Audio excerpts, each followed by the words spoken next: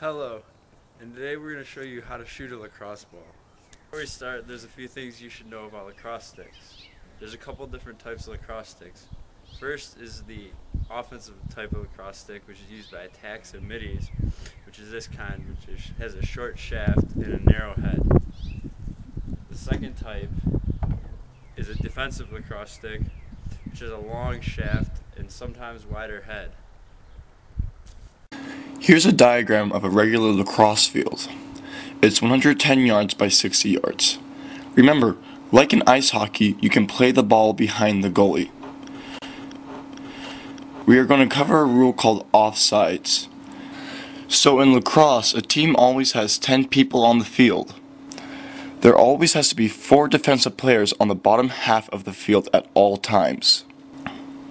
3 defenders and 1 goalie. And there always has to be 3 offensive players on the upper half of the field at all times. Then you have 3 players that can play back and forth. We call these guys midfielders. So let's say we have 10 people on the field and the ball is on the defensive side. So all the midfielders are back playing defense. But let's say if an attackman crosses a half field line, there's only 2 players on the offensive side, and you'll always need to have 3. So this is offsides. And here, another example. Let's say if we are attacking on the offensive side of the field and the defender wants to go up and score, he crosses a half field line. Now there are only 3 defensive players on the defensive side, and you need 4. Thus, it would be an offsides. The first type of shot we're going to go over today is called a step-down shot. Step-downs are used when you have time to plant your feet so you can get the most velocity and accuracy.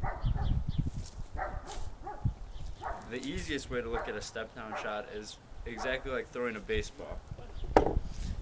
First, you want to step towards your target with your opposite foot, and you want to get your hands extended away from the body and finish towards your target. So now I'm going to show you how to do that with a lacrosse stick.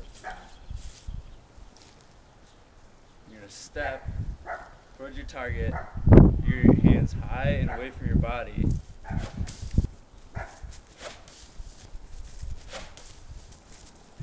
Is shooting on the run. This is a more common approach to shooting during games and is a little more difficult. It's important that you make sure your body finishes towards the goal and you finish following through towards the target you're aiming at.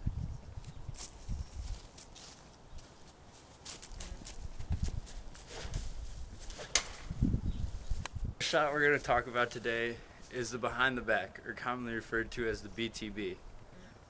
It is important that if you have a defender in front of you and you're unable to get the shot off, but you're still close enough to the goalie where velocity doesn't matter, you let this BTB fly.